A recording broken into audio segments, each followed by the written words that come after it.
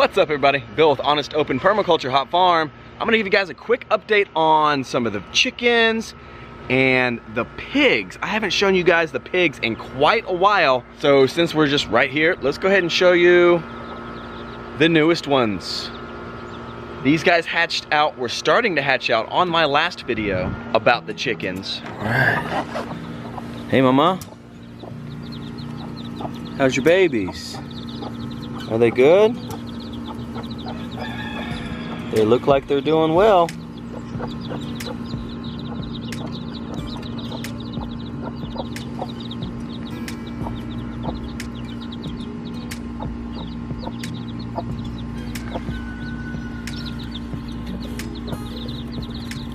So she ended up having 9 total, and so far 9. Oh, actually we lost one. Looks like we may have lost one, or it's asleep. Hopefully it's just asleep. What's going on in here, little one? You're not doing well? This one isn't doing well at all. Not sure why. Oh no. We'll take it inside to Aaron real quick. Since we're going inside to take this little one in to see if anything we can do for it, I'll show you the babies that are inside that we hatched out of the incubators. We got the birds over here, and we're hatching out some eggs. Well, we'll just put some eggs in the incubator. Aaron suggested putting this little one in there for now. So it's still alive at the moment, so let's get it in here where it's nice and warm.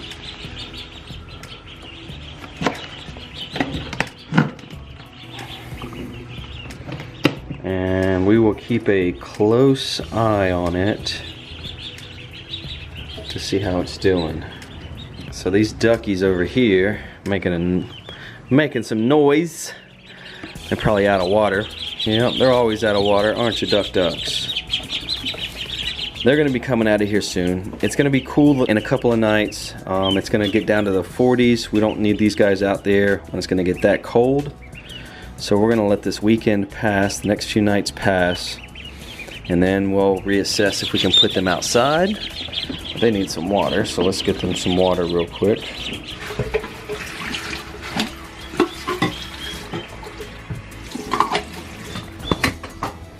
Hey, ducks. Here's your water. You can never have enough water, can you, duckies? Yeah, so they'll be coming out of here soon. Just needs to get a little bit warmer outside.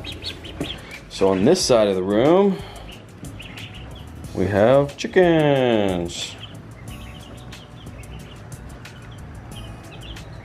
Now they're getting bigger, as you can tell here. Look at those wings feathering out. Same case with these guys. They've got a few days left in here. These and these over here. They've got a few days left before we'll put them outside. We don't need them getting cold outside. Let's check up on the baby in the incubator. It doesn't look like it's doing very well. Nope, nope, nope. Well, Mama had 9, lost 1 so far. Hopefully she won't lose any more. We'll check on them one more time before I let you guys go. So now let's go back outside and I'll show you the ducklings that are about 8 weeks old and some other chickens that were hatched out by mama hens, and we'll show you the pigs. All right, so we're back outside. Let's check out the rest of the chickens now. Hopefully we won't find any half dead. These are the Phoenix that we bought from Tractor Supply. They're pretty much fully feathered. So those are the Phoenixes, and one that Mama hatched out that I'm about to show you where Mama is. Oh, Mama chicken down this hill just a minute ago. See if she's still down there. Actually, no, because that's where the pigs are. I'm gonna show you them last. Let's go up here where the ducks are.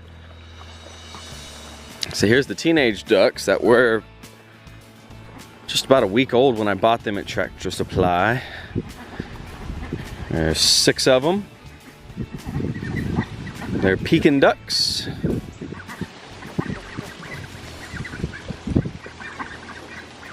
They grow really, really fast. Really fast. And then here, we're doing we call this a little breeding coop. We've got some copper meringues over here, and I'm not quite sure. I think she's some sort of Orpington, but we wanted to get some pure breeds out of these 4 because they're all the same, and we just threw her in there for an extra one so he wouldn't be beating them up too much. But we're trying to get those chocolatey dark brown eggs is what we're going for. Pure breeds of those. There's the teenage ducks, always messing with stuff. Wobbly, slow. They grow way too fast. Eventually, they'll be like these girls over here. Much more agile on their feet.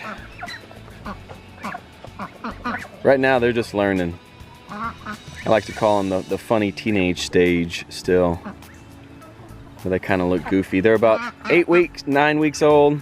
If you were raising these type of ducks for meat, this is about the time that they would be going. Only 8, 9 weeks, and these guys are ready to go. And you can tell those ducks love to graze. I hardly feed them when they get to that age, as the big girls. At this age, they eat a lot more grain than they do at that age. Spin you around here. And over here is our main flock. They're out and about right now. I let them out. This is a fallen tobacco barn that they're playing around on. We fell it. It didn't fall by itself for the wind. It was only half of it left. I guess half of it did fall by itself. We fell the other half, took the wood that was good, and made that chicken coop out of it. My chicken composting system. Yeah. For those of you who don't know, that growl, if you heard that growl from the roosters, that's a look up, something's happening. What's going on? That's a predator type sound. We actually did have a rooster get hit, I'm pretty sure by a fox. And this morning, the tree, they call them the tree chickens. It's actually the chickens that sleep up in this tree right here behind me. I haven't figured out a way. I have a ladder here. I've tried to get up there and get them, but I just can't get up there to get them. That's why we lock them up at night. We don't like to leave them in trees like that, but I just couldn't, I couldn't get them down. We have almost 30 birds in the main coop, which is what I just showed you down the street, the old street here, the old highway. There's 30 birds in there, and then that's where I'll keep most of my flock, just so they can be nice and safe. We really don't have to worry much during the day. We have every once in a while a chicken getting hit during the day, but not very often. It's always at night, or if they haven't been locked up overnight, early morning, or at dawn. So we lock them up at night in that house, and that's the plan for, oh, we almost forgot to lock this up. So that's the plan for all these egg layers, is that they will go with the main flock in the coop. Same with these egg layers up here, they will go with the main flock in the coop. And any roosters will be going to freezer camp. We do keep some roosters around for breeding, but we don't like to keep a whole lot of roosters around because they will beat up the girls.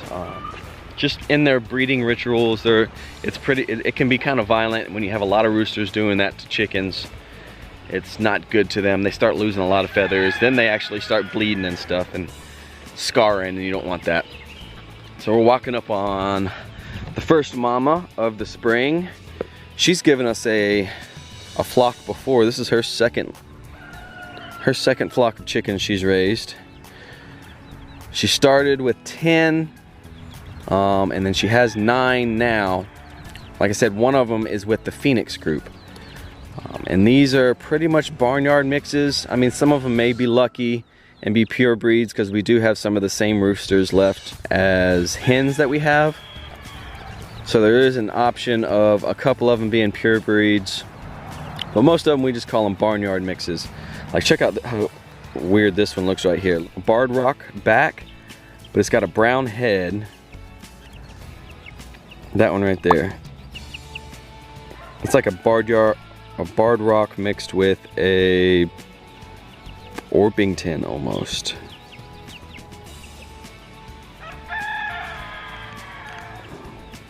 So she's done a good job. I saw her fend off the cats many a times, and the cat's going for her birds, and so she's been a good mama. She's down there scratching for them right now, revealing worms and bugs and grubs and seeds, and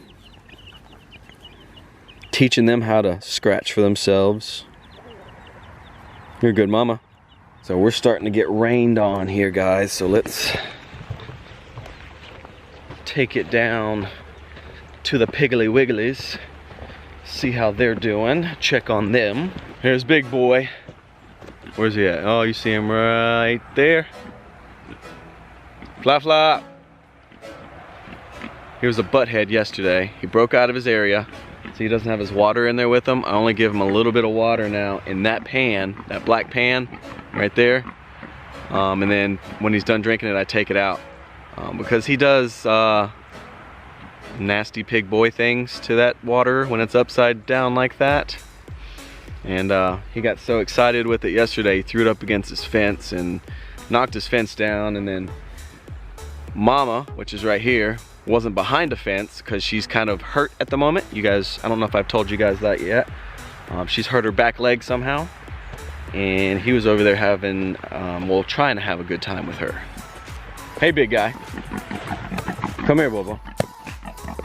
How you feeling today? Huh? Huh?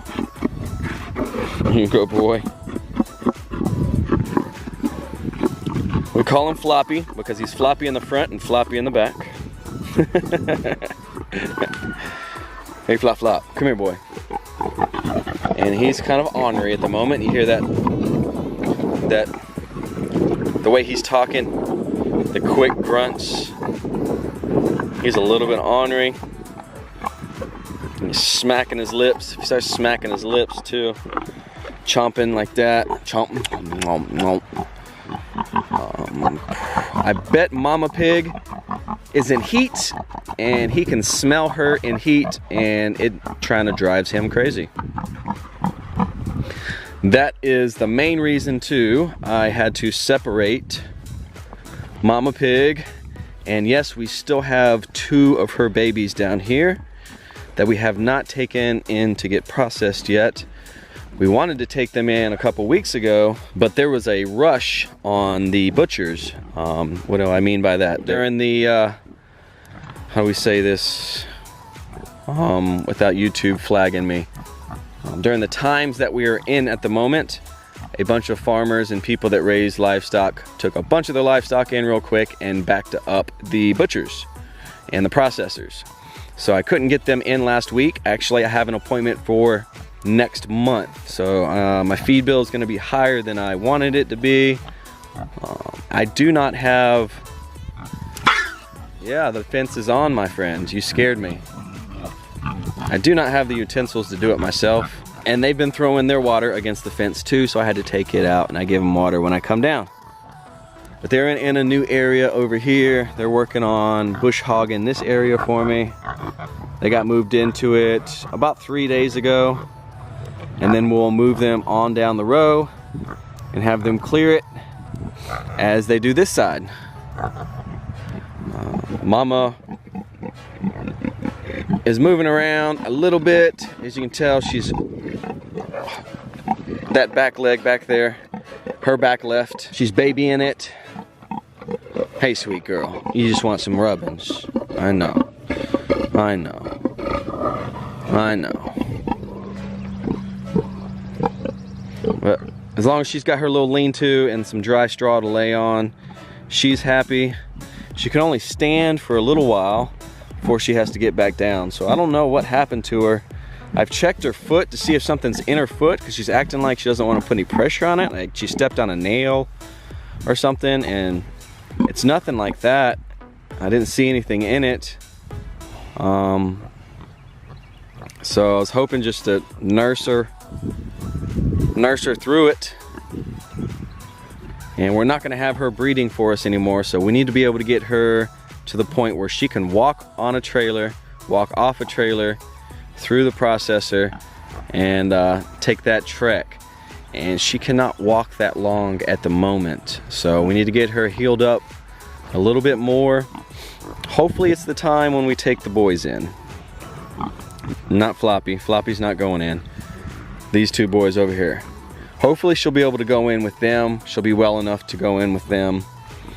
And we can just get all three of them out of the way. And just so you guys know, I am selling Floppy. I'm selling my boar. We're gonna get out of the pigs, of breeding pigs at the moment. With the baby on the way, I just want to be able to concentrate more on that than having to worry about the money that takes to upkeep a breeding stock of animals, the time it takes to upkeep a breeding stock of animals. These pigs aren't like goats, or like, even better would be like a cow that can get 100% of its feed off the land. These type of pigs really do need a lot of input from us. They were bred to the point and engineered to the point to where they grow really fast and we can get meat really fast. They can reproduce really fast. So like you could get 2 litters, 2.5 litters out of that mother a year. They produce really fast with a lot of litters, you know, big numbers, and they grow fast. So they're production pigs. And with production pigs, you need to put a lot of time and effort into it. So we, in the future, will do pigs again, but it will be like raising a couple production pigs for ourselves, or to restock the freezers, not to breed them. If we do actually start breeding pigs again, it will be more of a, people call homesteading type pigs, or heritage pigs, something like a kuni or something like that. Something that is smaller, can get more, or if not all, of its nutrients, of its food from the land, from our scraps, things like that. Instead of these big production breeds that I have right now. So if anyone is interested in a good boar, a proven boar, you can watch video after video after video of the type of piglets this boy pops out. So anyone that is looking for a boar and has a good home for him, I have a nice pig. He's about if I had to guess, at least 700 pounds. He is half Berkshire, half Yorkshire. Obviously the Yorkshire comes out in his color. The Berkshire is in his ears, his build, his hair. He's got long hair here. He's also got a few spots. He's really muddy right now, but on his head, he's got some dark spots. But if he wasn't as muddy, if he was clean, you could be able to see different spots under his hair. He's got really thick hair too, under his hair. So he's good for outside. He's trained to electric fence, obviously. You see this electric pig netting? He's trained to that. So if you guys are running electric, he will respect it. When his ladies aren't in heat and he's not ornery, he's really sweet. I've got videos, I'll drop in the description if you want to go down and look, of me giving him belly rubs and him eating apples, and he's a big lush most of the time. It's just that when it's time to go and his ladies are ready, he doesn't want to get anything else in between him and his ladies, and that's all he thinks about. So guys, let me know if you're interested, or if you know anybody that's interested into getting a boar. I have a way to transport him. If you don't, I can get him to you. Feel free to come by and see him anytime. Just reach out to me through email. You can send me a message through social medias if you want. All that stuff will also be in the description. Hey, big guy. Yeah, you don't like anyone talking. around your area when your girl's in heat, huh? Oh, big guy. Yeah, I know. You good boy.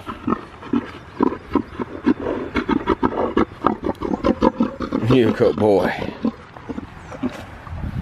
He's big. Like I said, he's a cross. He's a Berkshire, half Yorkshire. Makes pretty babies. As you can tell, those are two of his babies over here. One of them is spotted and the other one's just all white. And they came from her and him.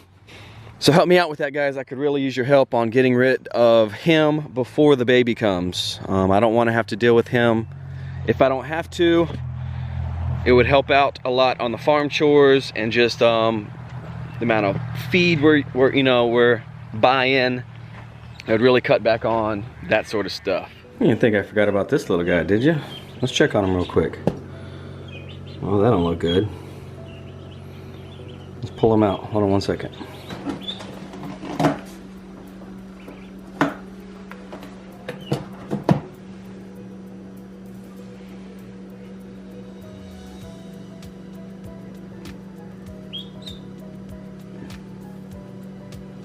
Nope. Didn't make it. Sorry, guys. So if you enjoyed that, make sure you smash the thumbs up. Subscribe if you haven't already. And I'll catch you on the next one. Later, guys.